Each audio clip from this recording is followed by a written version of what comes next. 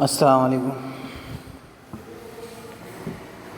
बच्चों। आज हम मराठी अंतर्भात भारतीय इत्ता 9वीं का चौथा सबक दादू पढ़ने वाले हैं और इसके मुश्किल अल्फाज भी आप मानी लिखते चलें।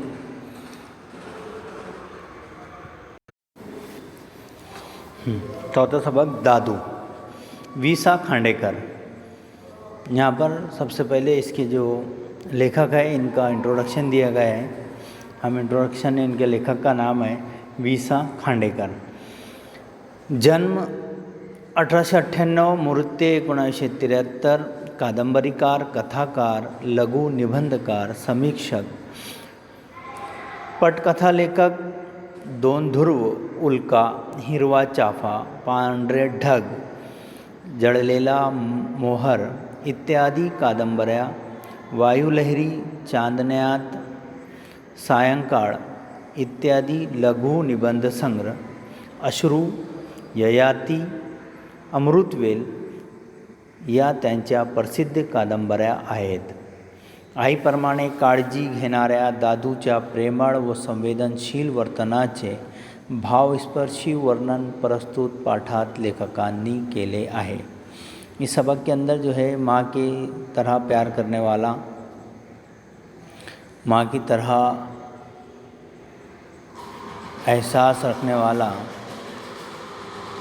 दादू की कहानी इस सबक में बयान की गई है। आगे मैं पढ़ता हूँ, आप लोग इस पर तवज्जो से सुने। मी इथे शिकायला आलो होतो। 2 खोल्यांचे घर मिळाले होते आणि मालकातर्फे दादू नावाचा अनुभव गडीही लाभणार होता।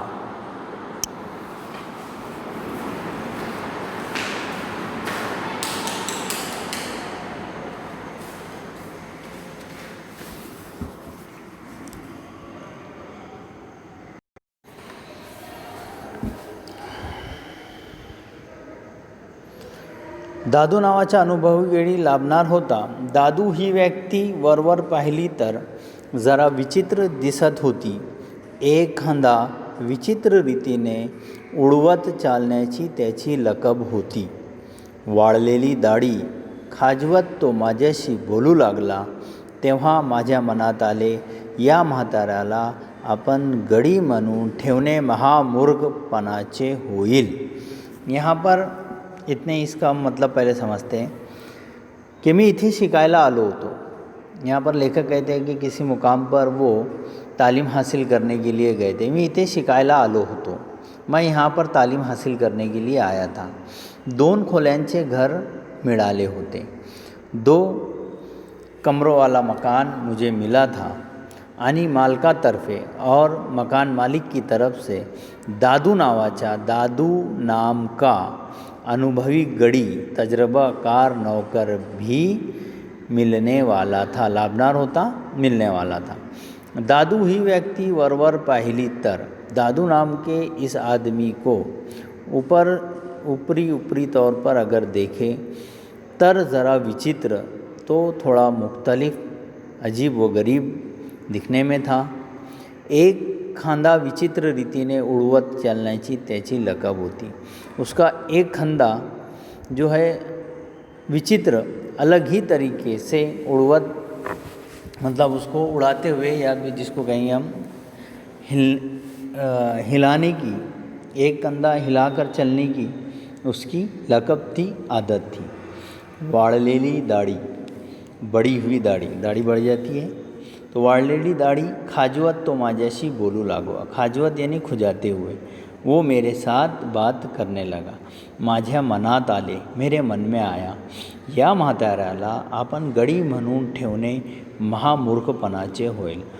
इस बूढ़े आदमी को गड़ी यानी नौकर के तौर पर रखना महामूर्खपना यानी कि बड़ी बेवकूफ़ी होगी, ऐसा उसने तस्वुर कर लिया। क्योंकि पहली मर्तबा में हम अगर किसी आदमी को अगर देखते तो उससे ज़्यादा फेमिलियर या उससे मानूस नहीं हो पाते, तो हम पहले ही तौर पर अपना नज़रिया बना लेते कि आदमी को ठीक नज़र नहीं आ रहा है, जो कि उसका हुलिया भी ऐसा बता रहा था कि उसकी बड़ी हुई दाढ़ी है, एक खंदा अलग ही किस्म से वो हिलाते हुए चलता है, इसलिए यहाँ पर लेखक ने पहले ही अपना जहन, अपना तस्वुर बना लिया अपने मन में कि इसको जो है नौकर के तौर पर नहीं रखना है।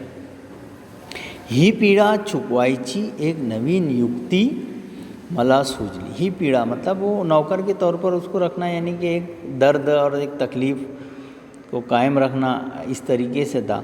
इस तरीके से इस पीड़े से, इस दर्द से कैसे छुटकारा पाया जाए।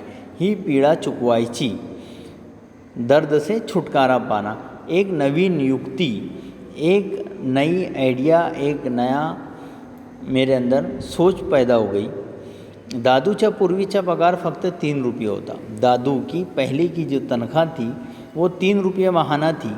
आता तो 4 किंवा 5 रुपये मागेल।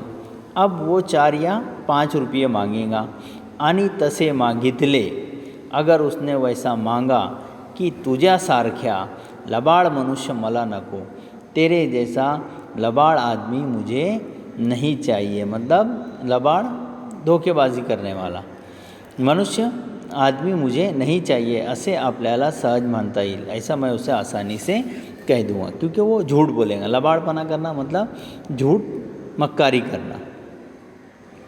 असा विचार करून मी दादूला म्हटले, मैंने ऐसा सोचकर दादू से कहा, मी सांगेन ते काम करावा लागेल तुला। मैं जो काम कहूँगा वो काम तुझे करना पड़ेगा। अक्सर हम नौकरों के ताल्लुक़ से यही रवैया रखते हैं कि जब हम उन्हें नौकरी पर लगाते हैं तो हम उनसे पहले अपनी शराइत तय करते हैं कि तेरी क्या शर्त है और मेरी क्या शर्त है।